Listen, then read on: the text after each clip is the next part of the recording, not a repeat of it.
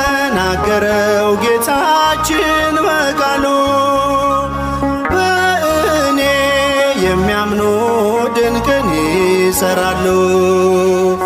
ደዌ እንዲርቅለት ፈውስን የተጠማ ከደጇ ላይ ይውደቅ ይበላት አርሴማ።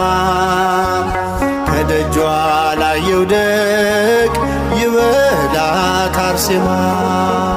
በዙሪያችን ካሉ ድንቅ ምስክሮች